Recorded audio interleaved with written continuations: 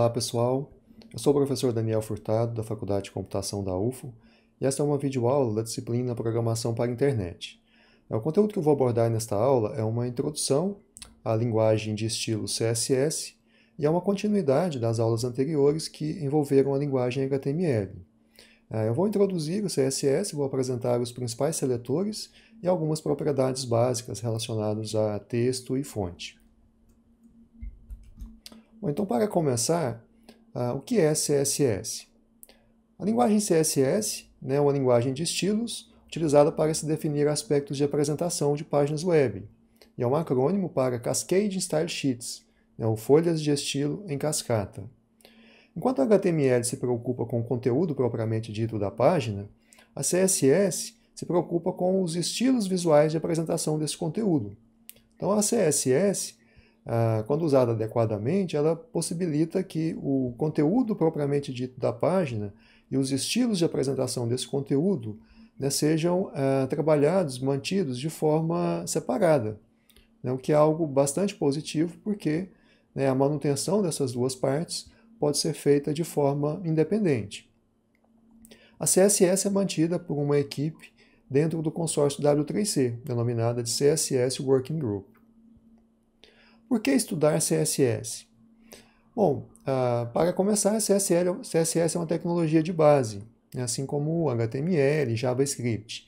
Essas tecnologias de base, intrinsecamente, são fundamentais para o desenvolvimento de websites e sistemas web. Afinal, por exemplo, existem frameworks que utilizam essas tecnologias, que são desenvolvidos em cima dessas tecnologias de base. E a CSS é tida como uma tecnologia sólida e madura. Afinal, ela já existe, já vem se desenvolvendo há mais de 20 anos e tem amplo suporte pelos navegadores de internet. A existência dos frameworks de front-end é algo que eu considero positivo, pois esses frameworks eles surgiram com a intenção de tornar o desenvolvimento de interfaces web uma tarefa mais ágil e mais fácil. Porém, esses frameworks eles não resolvem todos os problemas. Eles também possuem suas desvantagens. Então, o desenvolvedor ou o aluno que decide pular o aprendizado de CSS e que sabe apenas trabalhar com o framework, ele acaba ficando numa situação de fragilidade porque ele estará sempre limitado às restrições do framework. Então, em algumas situações, ele pode ser incapaz de fornecer uma solução ótima, dependendo do problema que ele estiver envolvido. Por outro lado, quando se conhece bem a linguagem de estilo CSS, é possível ter um maior controle com relação a estilos e layouts, uma maior flexibilidade. Outra característica, quando você utiliza um framework, normalmente você acaba inserindo também um código extra, que muitas vezes não é necessário para a aplicação em questão. Ao utilizar o CSS, você está efetivamente inserindo apenas o código estritamente necessário para a aplicação. Aqui eu tenho um exemplo de uma página contendo apenas HTML, uma página bastante simples, e à direita eu tenho essa mesma página, exatamente o mesmo código HTML, porém com um acréscimo de código CSS. Então observem que a página mudou completamente a forma de exibição, agora com regiões bem definidas, com região de cabeçalho, com uma barra de navegação lateral, etc. Então, realmente, os estilos fazem uma diferença enorme no aspecto visual da página web. Há três formas de se inserir código CSS nos documentos HTML. Na primeira forma, o CSS é embutido diretamente na linha do elemento. Essa forma é chamada de CSS inline. Então, nesse caso, utiliza-se o atributo style da HTML para inserir o código CSS. Porém, essa forma ela deve ser evitada porque é de difícil manutenção. A segunda forma é por meio de uma folha de estilos embutida dentro do documento HTML na região de cabeçalho do documento. Nesse caso, utiliza-se o elemento style da HTML para inserir a folha de estilos CSS. É uma situação onde você pode utilizar quando o código CSS não precisa ser compartilhado. Geralmente é específico daquela página. E a terceira forma de se inserir o CSS é por meio de uma folha de estilos num arquivo separadamente, né? E nessa forma, utiliza-se o elemento link da HTML para fazer referência a esse arquivo contendo o código CSS. Então, nessa situação, é possível compartilhar esse código CSS com várias páginas, né, por meio do uso desse arquivo, e é a forma, né, mais recomendada de uma maneira geral, porque ela provê uma melhor separação entre conteúdo HTML e estilo CSS. Aqui eu tenho um exemplo de uso da primeira forma, o CSS inline. Eu tenho um parágrafo, né, e eu estou utilizando o atributo style para inserir um trecho de código CSS que vai afetar apenas esse parágrafo, né, quando usado dessa forma aqui. Aqui eu tenho um outro exemplo de um CSS embutido, né, dentro do documento HTML. Então observem que eu estou utilizando o elemento style da HTML para embutir o código CSS ali dentro. Então isso acontece dentro da seção de cabeçalho do documento. E aqui nessa terceira forma, eu estou inserindo o código CSS por meio, né, do elemento link, em conjunto com o atributo held relation, com o valor stylesheet, e o atributo href, que faz referência ao arquivo que tem o código CSS. Então o arquivo CSS vai ter apenas o código, de fato, CSS. Então agora a gente pode, né, trabalhar com o código CSS propriamente dito. Aqui eu tenho um exemplo, né, de um código CSS, essa é chamada de regra CSS. As regras são utilizadas para se aplicar estilos a pontos específicos do documento HTML. Então, essa regra aqui, por exemplo, ela tem um seletor, esse P que aparece no início da regra é chamado de seletor, e nesse caso específico ele é chamado de seletor de elemento. Por quê? Porque ele seleciona todos os elementos do tipo P do documento HTML. Então, essa regra vai atingir todos os parágrafos do documento. E como conteúdo da regra, né, entre as chaves, eu tenho as declarações CSS. Então, cada declaração CSS tem o nome da propriedade. Essa propriedade, né, indica um aspecto, um estilo que deve ser alterado, seguido de 2 pontos, seguido do valor da propriedade e ponto e vírgula. Então, 14pt, que é o valor da propriedade font size. E a propriedade color tem o valor blue. Eu vou falar dessas propriedades, né, ao longo das aulas na sequência. A importante observação é que o nome da propriedade e os valores são sensíveis a letras maiúsculas e minúsculas. Se for necessário, né, é possível criar diversas regras CSS para atingir pontos diferentes do documento HTML. Então, aqui, por exemplo, eu tenho 3 regras. Uma regra com o seletor body, então ela atingiria o corpo da página, mudando a cor de fundo da página. Eu tenho uma segunda regra, né, com o seletor P, que atingiria os parágrafos da página. Eu tenho aqui uma terceira regra, né, com o seletor H1, que atingiria os títulos de primeiro nível do documento HTML, todos eles, mudando a fonte para Verdana. Se eventualmente, né, for necessário aplicar diversos estilos a diferentes elementos, não é necessário criar uma regra para cada elemento, né? É possível agrupar esses estilos usando uma única vez e repetindo apenas o seletor. Então, H1, H2, H3, e definindo os estilos, eu consigo aplicar, né, esses estilos aos títulos de nível 1, 2 e 3, a todos esses títulos. Aqui eu tenho um exemplo de uma página com alguns estilos CSS. É uma página simples, né, apenas para mostrar os recursos fundamentais. Então, tem um título principal, 2 subtítulos, um texto, e eu utilizei aqui 3 regras CSS para fazer algumas alterações básicas, né, de estilo nessa página. Nesse momento eu não vou falar em detalhes de cada propriedade, né, que eu vou apresentando as propriedades ao longo da aula. Mas de uma forma geral, né, eu tenho aqui uma regra com seletor body, que está mudando a imagem de fundo dessa página. Tem uma regra P, que atinge os parágrafos, colocando o texto dos parágrafos de forma justificada e mudando a cor. E tem uma regra aqui que atinge os títulos, mudando a cor dos títulos para azul escuro. Tenho também aqui um comentário, né, em CSS. Percebam que é diferente do comentário em HTML. Eu tenho aqui um segundo exemplo, pessoal, que é exatamente igual ao primeiro, porém, nesse exemplo, ao invés de ter, né, o estilo CSS embutido no documento, eu estou fazendo referência ao arquivo CSS. Então, ele está na pasta CSS, o arquivo se chama style.css, e esse arquivo contém, né, aquele código HTML, esse código CSS que eu acabei de mostrar. Tem apenas um ajuste aqui com relação ao caminho da imagem.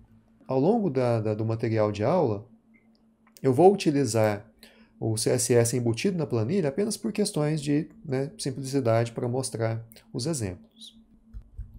Em algumas situações, pode ser necessário aplicar estilo CSS a apenas um elemento em particular. Esses exemplos que eu mostrei agora há pouco, né, com o seletor P, H1, eles selecionam todos os elementos daquele tipo, né, todos os parágrafos, todos os H1. Então, quando eu preciso aplicar estilos a apenas um elemento em particular, eu posso utilizar o seletor de ID, que começa com o caractere cerquilha.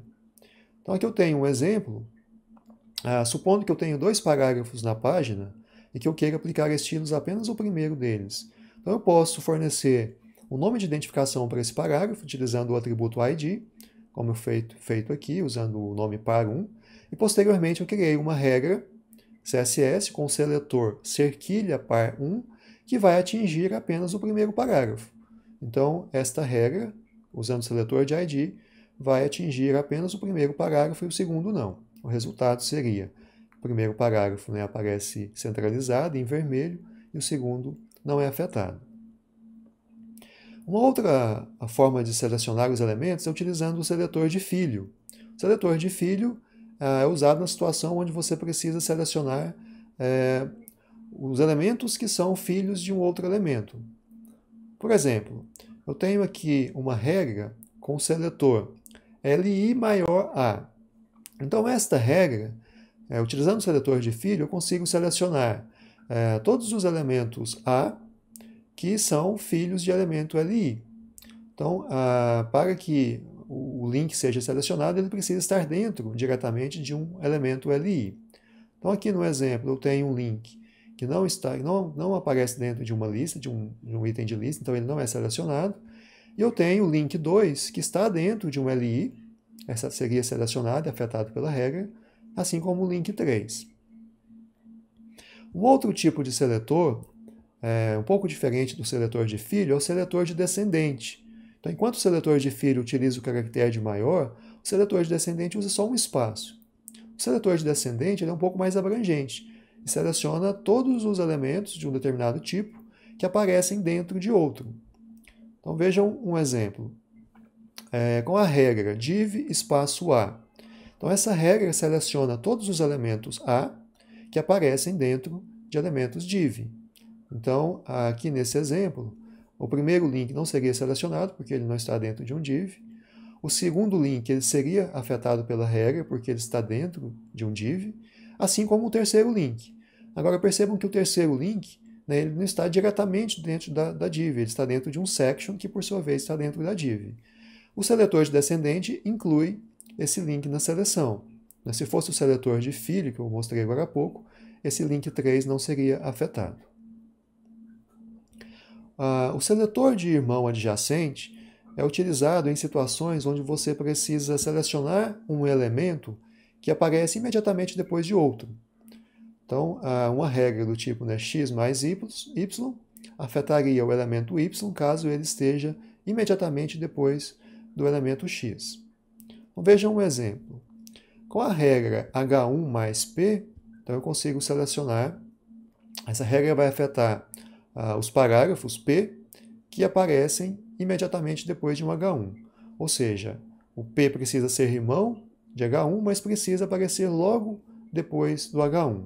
Então aqui no código HTML eu tenho o parágrafo 1 que atende a essa característica, assim como o parágrafo 3. Então o parágrafo 1 é irmão do H1, do título 1 que aparece logo antes e aparece imediatamente depois, assim como o parágrafo 3. O parágrafo 2 e o parágrafo 4 não seria selecionado por essa regra, né, porque apesar de ser irmão, ele não aparece logo em seguida. Se eu tivesse ainda nessa página um terceiro título 1, seguido por um subtítulo, um H2, e depois um parágrafo, Será que esse parágrafo seria selecionado por essa regra? Não seria, porque apesar dele ser irmão, né, esse parágrafo 5 e o parágrafo 6, o elemento é irmão do elemento H1, do título 3, porém tem um subtítulo entre eles. Então, ele não seria selecionado pelo seletor de irmão adjacente. Aqui eu tenho um exemplo prático que ilustra isso, pessoal. Então, nesta página, eu tenho aqui o parágrafo 1 sendo alterado, logo depois do título 1, título A, e o parágrafo 6, logo depois do título C. Então, aquela regra que eu acabei de apresentar, H1 mais P, seleciona, né, os elementos P, que são irmãos de H1, e aparecem imediatamente depois de H1. Então, ou seja, esse parágrafo e esse parágrafo. Percebam que o parágrafo 3 não foi atingido, justamente por causa do subtítulo entre o H1 e o P. O seletor de irmão geral é um pouco mais abrangente que o seletor de irmão adjacente. Então, ele seleciona os elementos que aparecem depois de um dado elemento, mas não precisa ser só o primeiro. Ele seleciona todos que aparecem depois, desde que seja irmão. Então, olhem esse exemplo. H1 til P. Então, o seletor de irmão geral utiliza o caractere til. H1 til P vai selecionar todos os parágrafos P, né, que são irmãos de H1 e aparecem depois de H1. Então vejam que aqui no exemplo, né, o primeiro parágrafo não é afetado porque ele não aparece depois do H1. Já o parágrafo 1 e o parágrafo 2 são afetados porque eles são irmãos de H1 e aparecem depois de H1. Assim como os parágrafos 3 e 4. Então eles são afetados, apesar de ter um H2 entre eles, né, o seletor de irmão geral inclui pelo simples fato de ser irmão e aparecer depois. Se eu tivesse ainda nessa página, nesse documento, um elemento section, será que esses parágrafos 5 e 6 seriam afetados pela regra? Eles não seriam porque os parágrafos 5 e 6 não são irmãos do H1. Né, eles são filhos do section. O section é irmão de H1 porque, né, é filho do mesmo pai. Mas o parágrafo 5 e 6 não são irmãos, não seriam afetados. Já os parágrafos 7 e 8 sim seriam afetados, porque são irmãos e aparecem depois de H1.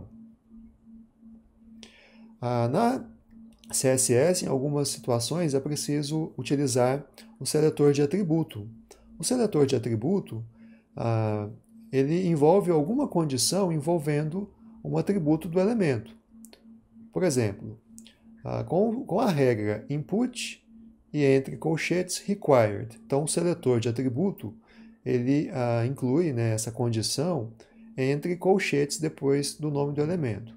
Então, input required seleciona todos os elementos do tipo input que possuem o atributo required, ou seja, são todos os campos obrigatórios do formulário. Então, aqui nesse exemplo, tenho dois campos. O primeiro seria atingido pela regra, porque tem o atributo required, e o segundo não. Um outro exemplo de uso do seletor de atributo é com respeito a um valor em particular do atributo. Então, essa regra aqui, input type igual a text. Então, ela está selecionando todos os elementos input cujo atributo type possui o valor text. Então, ou seja, todos os campos, né, de texto simples. Então, nesse meu exemplo HTML, eu tenho dois campos com input type text, e esses dois campos seriam afetados pela regra, enquanto o campo senha não seria afetado. Neste exemplo, eu estou ilustrando essa seleção, né, por atributo. Então, eu tenho aqui vários campos de formulário. Os três primeiros aparecem com a cor de fundo amarela. Por quê? Porque eu coloquei uma regra, né, input, required, background color yellow. Então, aqui no meu formulário, né, eu tenho os três primeiros campos com o atributo required. Logo, essa regra aqui está atingindo esses três campos. E a segunda regra, aliás, a terceira regra, input type email, atinge apenas os campos que têm o valor type, né, como sendo e-mail. Logo, eu tenho aqui o quarto campo com essa cor de fundo indicada pela regra. Em algumas situações, pode ser necessário aplicar alguns estilos mais de uma vez no documento HTML. Nesses casos, é possível utilizar um seletor bastante útil, bastante comum, que é o chamado seletor de classe. Basicamente, vai ser necessário criar uma classe, de estilos, né, contendo os estilos pré-definidos, e posteriormente vai ser necessário aplicar essa classe, né, no elemento em que se deseja aplicar aqueles estilos. Então, para se criar a classe de estilos, né, utiliza a notação ponto seguido do nome da classe. Né, e entre chaves eu defino, né, as propriedades que vão compor essa classe de estilos com os seus valores. Para aplicar esse grupo de estilos da classe em um dado elemento, basta utilizar o atributo class da HTML. Então, o nome do elemento, class, igual o nome da classe, né, e você consegue aplicar aqueles estilos naquele elemento. Então, essa ação pode ser, né, repetida caso seja necessário aplicar a classe a mais de um elemento. Aqui eu tenho um exemplo. Então, estou definindo uma classe de nome destacado. Tem uma propriedade para indicar a cor e colocar o texto com letras maiúsculas, text transform. E no meu código HTML eu estou utilizando a classe num título H1, H1 class igual a destacado. Logo, esse título, né, vai ser afetado pelas declarações da classe, vai aparecer na cor azul e com letras maiúsculas. Assim como eu tenho dois parágrafos, parágrafo 2 e parágrafo 5, também utilizando a classe destacado, class igual a destacado. Então, esses parágrafos também, né, teriam essas características definidas na classe. Em algumas situações, pode ser necessário criar uma classe que só vai poder ser aplicada a determinados tipos de elementos.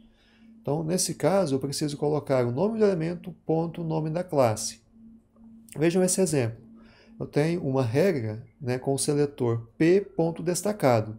Então, eu estou criando uma classe, né, de nome destacado que vai poder ser utilizada apenas nos elementos p.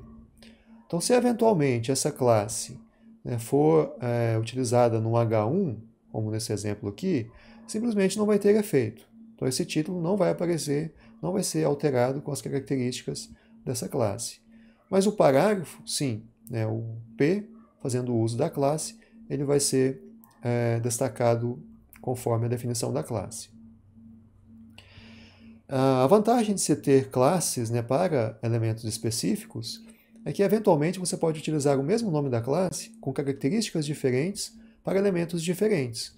Como aqui nesse exemplo, tem a classe p.destacado, né, que coloca a cor do texto em azul e o estilo da fonte em itálico, e a classe h1.destacado, né, que coloca a cor laranja e o texto em letras maiúsculas.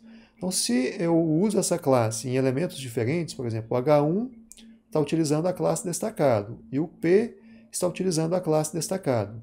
Então, cada elemento, né, vai utilizar a sua respectiva classe. Então, o H1 vai aparecer com letra laranja, né, e o P vai aparecer com letra azul.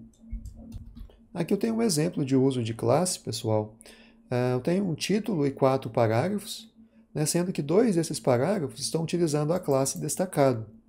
A classe destacado, por sua vez, apenas muda a cor do texto e coloca o texto em itálico. Então percebam que eu tenho os 2 parágrafos sendo afetados pela classe.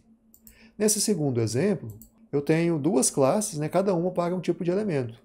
E observem que aqui no código HTML eu tenho um H1 e o P utilizando a classe de nome destacado, mas cada um com as suas características da respectiva classe. O título em laranja, né, e o parágrafo com o texto em itálico e em azul.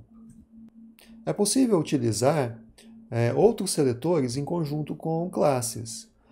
Nesse exemplo aqui eu tenho uma regra, né, que utiliza o nome .lista horizontal, né, que é uma classe, maior li. Então é um seletor de filho junto com uma classe. Então, com essa regra aqui, eu consigo atingir, né, os itens de lista, os LIs, que são filhos de elementos que fazem uso da classe lista horizontal. Então, no meu código HTML, eu tenho uma lista UL fazendo uso da classe lista horizontal, né, e dentro dessa UL eu tenho vários LIs, itens de listas, e, portanto, eles seriam afetados, né, uma vez que estão dentro de um elemento que fazem uso da classe lista horizontal. Em algumas situações, pode ser necessário aplicar os estilos de várias classes num dado elemento. Então, basta referenciar, né, os nomes das classes, separando esses nomes por espaço. Então, aqui nesse exemplo, tem uma classe destacado e uma classe centralizado, que colocaria o texto, né, alinhado com alinhamento centralizado. Então, o H1, com class destacado e espaço centralizado, né, ele teria os estilos definidos nas duas classes. Se eventualmente houver repetição de propriedade, nessa situação vai prevalecer a propriedade definida por último. Bom, agora eu vou falar de algumas propriedades CSS relacionadas a ajustes de fonte e de texto. A propriedade FontFamily, né, permite definir, né, a fonte propriamente dita, como Times ou Arial. A propriedade FontStyle permite definir o estilo da fonte. Por exemplo, essa propriedade é comumente utilizada para se colocar o texto em itálico. Propriedade FontSize, né, para definir o tamanho da fonte. Propriedade FontWeight, para definir a espessura da letra. Você pode colocar valores lighter, normal, bold, bolder, né, que vai aumentando a espessura da letra, ou um valor numérico entre 100 e 900, para indicar com maior precisão, né, essa espessura, a intensidade da letra. A propriedade FontVariant define variantes da fonte. Né, um uso comum é o valor small caps, onde o texto vai aparecer apenas com letras maiúsculas, mas com diferenças de tamanho dessas letras. A propriedade FontStretch, né, que é usada para esticar ou comprimir a fonte. É importante que isso aqui não é um espaçamento entre caracteres. A fonte precisa ser compatível, ela vai aparecer de forma, né, esticada ou comprimida. E a propriedade LineHeight permite definir o espaçamento entre linhas do texto. Outras propriedades para ajuste de texto. A propriedade TextAlign permite alinhar o texto horizontalmente dentro do container. Eu posso colocar o alinhamento esquerdo, central, direito ou justificado. Text Decoration, né, me permite, por exemplo, colocar o texto com sublinha, né, o underline. Text Indent, para se inserir um recuo de primeira linha no texto. Text Transform, uma propriedade que pode ser bastante útil, onde eu posso, por exemplo, colocar um texto todo com letras maiúsculas ou todo com letras minúsculas, ou apenas a primeira letra de cada palavra aparecendo em maiúscula, isso sem ter que digitar o texto, né, bastando usar essa propriedade. A propriedade Vertical Align, para alinhamento vertical do texto dentro do container, pode ser, né, o valor superior, né, no meio e abaixo. Propriedade Color, para se definir a cor do texto. Existem várias formas de se indicar uma cor em CSS. A primeira delas é usando o nome da cor. Existem vários nomes de cor que são aceitos. A outra forma é indicando um valor, né, com a notação RGB e com números decimais. Então eu posso colocar, né, RGB, abro parênteses, e dentro dos parênteses eu indico a intensidade de cada cor primária, né, do vermelho, do verde, do azul, com um número entre 0 e 255. Onde 0 é a intensidade, digamos, 0 da cor, e 255 é a intensidade máxima daquela cor. Também há a possibilidade de indicar, né, a opacidade da cor, com o RGBA. Então aqui o quarto valor indica essa opacidade. Com o valor 0, seria o elemento completamente transparente. E o valor 255, o elemento o elemento vai aparecer totalmente opaco. A cor também pode ser fornecida com a notação RGB com dígitos hexadecimais. Nesse caso, tem a possibilidade de utilizar 6 dígitos. Então, eu coloco cerquilha seguido de 6 dígitos hexadecimais, onde cada par de dígitos indica a intensidade de cada uma das cores primárias, né, o vermelho, o verde e o azul. Eu também posso usar a notação hexadecimal com apenas 3 dígitos. Então, por exemplo, se eu utilizar cerquilha AF5, isso é equivalente a cerquilha AAFF55. Também é possível utilizar, né, a opacidade, né, a transparência, com a notação hexadecimal, né, com mais 2 dígitos no final. E também é possível definir a cor utilizando a notação é HSL, onde eu consigo indicar a cor por meio de uma matiz, né, do nível de saturação e de luminosidade.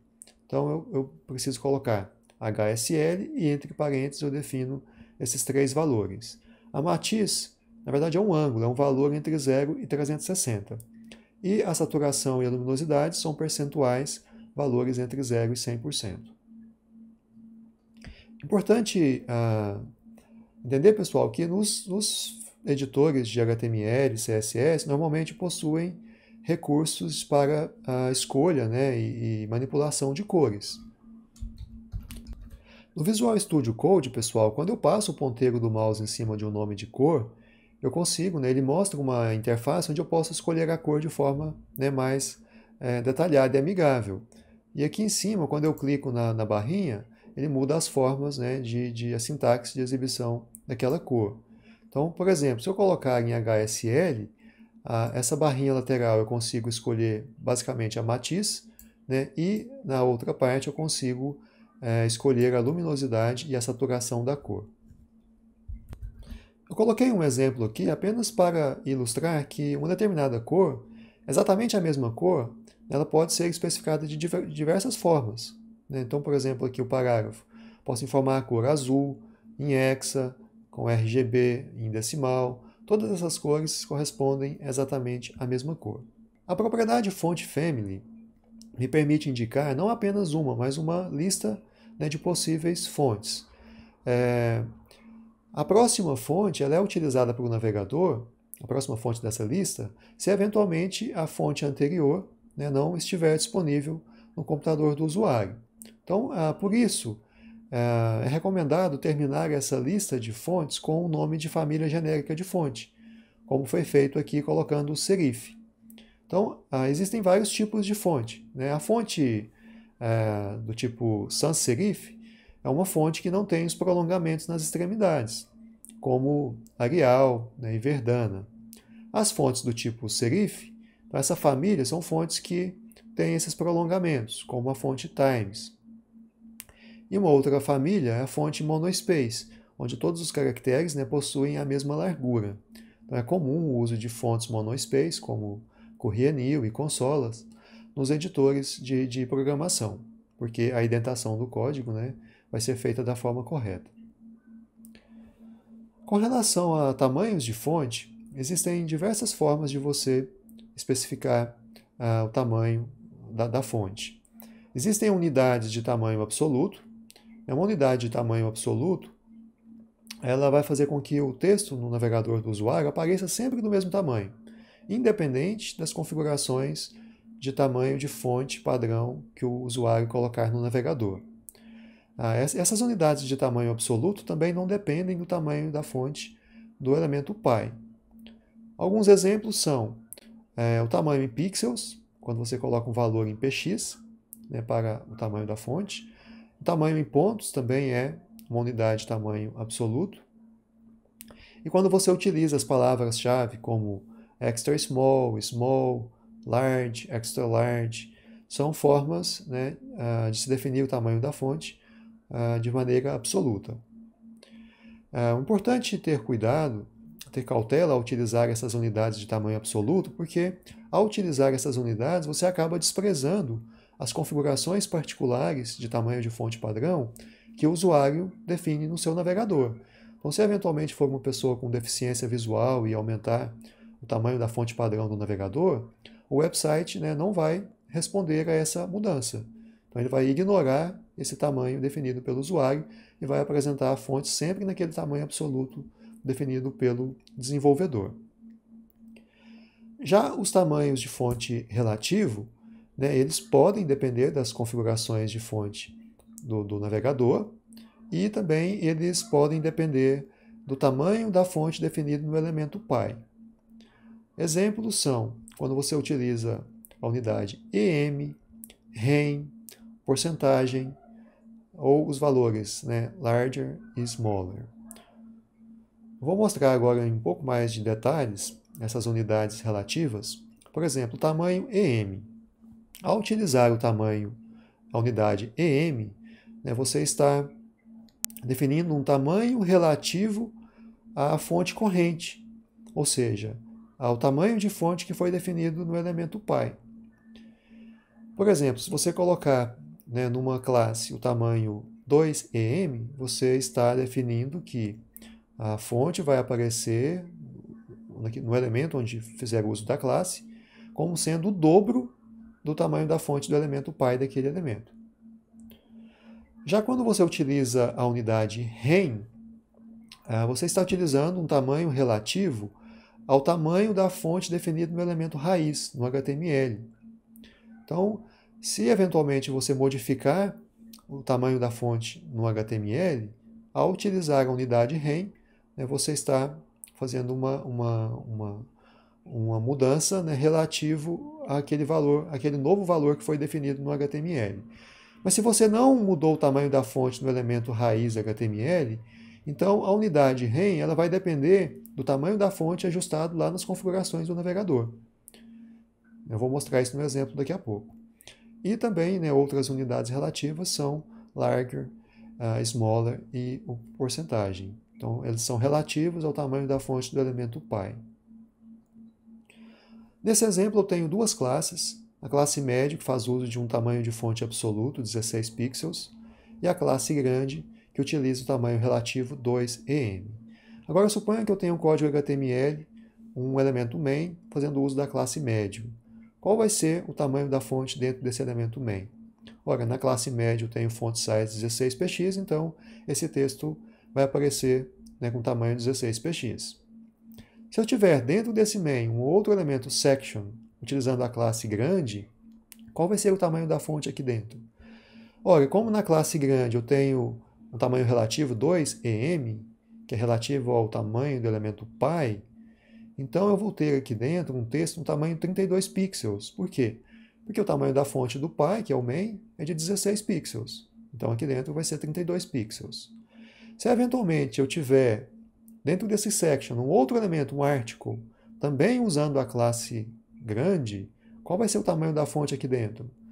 Novamente, vai ser o dobro do tamanho da fonte corrente, que é o tamanho da fonte do elemento pi. Então vai ser 64 pixels. Por quê? Porque o elemento pi da fonte é de tamanho 32. Então 2em, 2 vezes 32, 64 pixels. Por outro lado, se eu utilizar o tamanho relativo rem, o comportamento vai ser um pouco diferente. Então suponho que agora a única diferença aqui nas minhas classes seja a classe grande, né? Ao invés de 2em, eu estou usando 2rem. Eu tenho também aqui uma alteração do tamanho da fonte do elemento raiz HTML, definindo o valor absoluto de 14 pixels. Então agora eu tenho o elemento main. Qual seria o tamanho da fonte desse elemento main? Como ele não utiliza nenhuma classe, ele vai seguir o tamanho da fonte do elemento raiz. Ele vai herdar esse tamanho e vai ser 14 pixels. Se dentro do main tem um section usando a classe médio, qual vai ser o tamanho da fonte aqui dentro? Ora, na classe média, o tamanho é absoluto 16, então a fonte, o texto vai ser tamanho 16. E se aqui dentro eu tenho um article usando a classe grande, qual vai ser o tamanho da fonte aqui dentro? Ora, na classe grande agora, utiliza o tamanho relativo 2rem, 2 vezes ao tamanho definido no elemento raiz HTML. Então, como no elemento HTML o tamanho foi definido em 14, aqui dentro o texto, né, vai ser de 28 pixels. E se eu tiver um outro elemento aqui dentro, usando novamente a classe grande, né, de forma parecida como eu mostrei agora há pouco, qual vai ser o tamanho dentro dessa div? Vai ser 28 também. Vai ser 28 também porque, né, o tamanho, a classe grande, é relativo ao tamanho do elemento raiz. É 14 lá no HTML, então aqui vai ser 28. Numa outra situação, pessoal, se eu não tivesse definido o tamanho no elemento raiz HTML, como que seria o resultado desse exemplo? Ora, quando eu não defino o tamanho do elemento raiz, então, por padrão, o tamanho da fonte lá no elemento raiz, ele vai seguir o tamanho da fonte definida no navegador do usuário. Então, supondo que lá no navegador o usuário definiu o tamanho padrão da fonte como 18 pixels, né, então agora, dentro do meu elemento main, o texto apareceria com tamanho 18 pixels. E dentro do section, fazendo uso da classe médio, não vai mudar. Né? A classe média define o tamanho absoluto, 16, o texto vai aparecer tamanho 16. E agora, dentro desse elemento article, que faz uso da classe grande, qual vai ser o tamanho da fonte?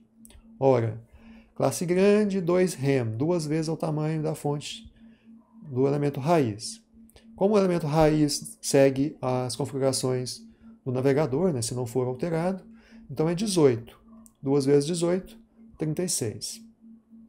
Se aqui dentro eu tiver um div, qual vai ser o tamanho do texto aqui dentro? A mesma ideia, 36. Pessoal, aqui eu tenho um exemplo para ilustrar na prática essa questão sobre tamanho relativo e tamanho absoluto. Eu tenho uma página HTML bastante simples, contendo um título e um parágrafo, e uma regra CSS que define para o body uma fonte de tamanho absoluto 16 pixels.